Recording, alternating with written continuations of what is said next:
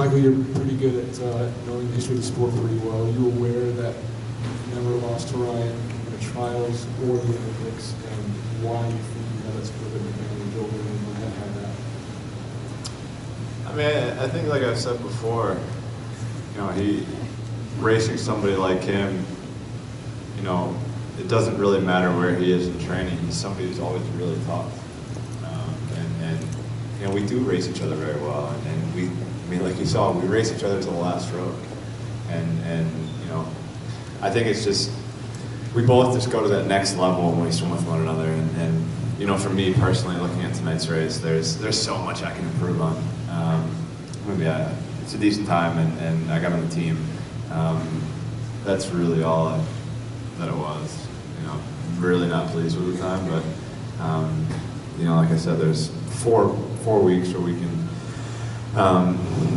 really improve. And tonight was brutal. That hurt. The 100 fly hurt. So what am I in, like 2 or something tomorrow? 2 or 7 or something? First time in that lane, so that should be fun. Michael, you already kind of alluded to this, but you know, as satisfying as a lot of this week has been, is it already in the corner of your mind that you're going to need to be faster in Rio? Oh, 100%. You're already sort of analyzing how to get there? Yeah, you know, I think there are a lot of small things that Bob and I can work on. I mean, if you look at any of my turns in the IM, they were all awful. So it's a lot of the small things, and you know, like I said to him today, I said my legs haven't felt like they normally feel during a taper at all this whole meet. So, you know, I think he's already, when I was sitting down, that's what we were going back and forth talking about some stuff. So I think that's something that he's already planning on changing for Rio. And you know, I think we're in a good place where we can improve if we want to win a medal. You know, because I think it's going to take a lot faster times than the 2 finals that I've had so far.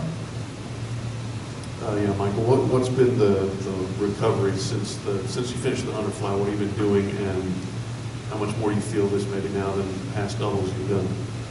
Man, I haven't done a double like this in a long. I mean, I did it 4 years ago, but I haven't done a double this close in a really long time. So we did lactate readings, and before the 100 fly, I was 5. So clearance is 3 or lower. And after the 100 fly, I was 13. And after the award ceremony, I was 12. So I spent a lot of time cooling down, and I cleared pretty good. I got down to 1.2, which I don't remember the last time I've gotten down to 1. So I had a good clearance. I'm drinking like a protein carb drink, and had 2 power, or like 2 bare naked bars, and that's about it. I'm gonna get a massage. I'm gonna go sit in a 50-degree ice tank, and I'm gonna go home and pass out. Michael, in 20 years, you've had a good year so far. In 20 years, you look back on this year, what do you take away from this year as a whole, and this week specifically? 20 years from now, I'm going to be happy that I came back and decided to go another Olympics. You know, that was something that I didn't want to have. I never wanted to have that what if. And you know, I think this journey has been incredible. You know, being able to fall in love with the sport again is something that I've always wanted to do again. And you know, I did it on my terms.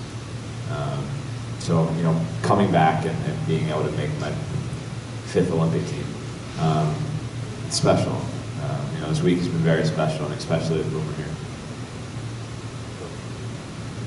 Michael, you guys are pretty close the whole race, but it seemed like maybe 20, 25 years to go that you were dead even. Did you know where he was, and then did you get a sense you might have to power through those last few strokes to beat him? I knew we were about even coming off the rest of free wall. I just saw a glimpse of him out of the corner of my left eye, and I mean, it's so funny. I literally was watching the replay of the 2012 when they were replaying it on TV in here, and we were in the same lanes, and it was pretty much the same exact race. So it's kind of crazy how our races usually work. You know, they usually do come down to the touch, I mean, I tried to overkick sort of going into the last 25 because I did know how close it was, and I just wanted to get my hand on the ball first. Michael, as cool as it is to make a 5th Olympic team, do you feel any sense of frustration or puzzlement that you put in all this extra work, you've trained really well, and I think your times, at least in the 200 fly, were faster at the 2012 trials when you didn't have the background. Do you and Bob have a understanding of why that might be? I mean, I hope he does. I mean, I've trusted him for this long. So I think I'm just trusting the process.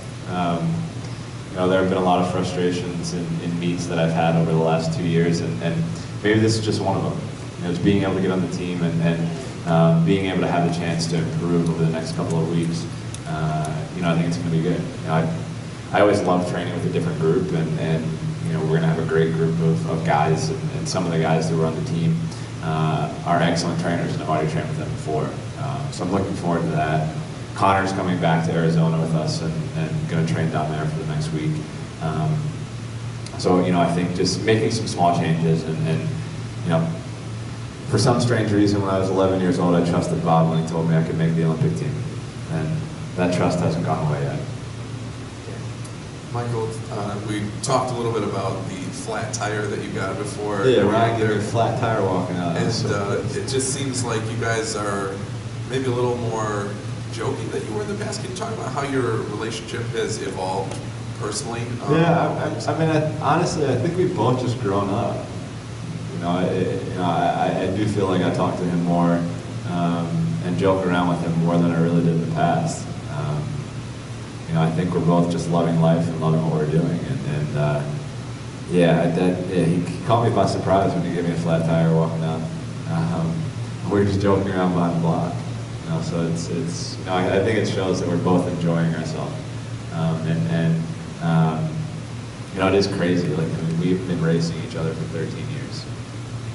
And tonight was the last race that you guys on American soil will see between the two of us. So pretty cool, and you know, we've had a lot of amazing races, and looking forward to hopefully putting on a good show, and that I am in Rio. Michael, you've obviously know this sort of history. You've made the 8 gold medals, the 5 straight Olympic teams, and the 3 straight gold medals in one event that you did twice. In this event, you'll have a chance to become the first man to win 4 straight gold medals in one event.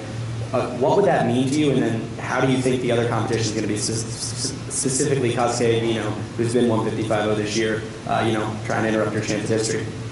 You know, there are always fast times that are swam throughout the world. You know, I'm sure Chad's gonna swim a good time too if he decides to swim that race. So, I mean, I think the biggest thing is just really preparing myself. And if I'm at the best, then that's all I can ask for. You know, like I said before, I do understand that I do have to swim faster to have a chance to win the gold medal. I do know that. And like I said, there are just a bunch of little small things that I know I can improve on. So, you know, Hagino does have a full schedule too. Mine's a little tapered back, so hopefully the old man strength will kick in. Thank you, everybody. Thanks, guys. Go ahead, one more. One more.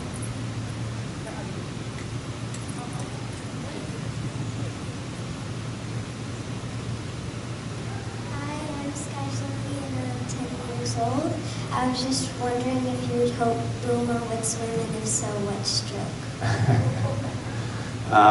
Boomer got in the water once. He was not happy with me. The water might have been a little too cold, so I think we're going to try heating our pool up a little bit more, and maybe he'll like that. He loves the bath, so he does like the water. He kind of just like plays with the water faucet. I don't know if he'll be a swimmer. If he is, I'll give him some pointers. I don't know. I'm going to kind of leave it up to him. You know, I'm kind of looking forward to just watching him grow up, and I mean, just over the last 2 weeks, he's grown so much. So it's an exciting time, and it's just exciting to have him be here. Thanks, guys.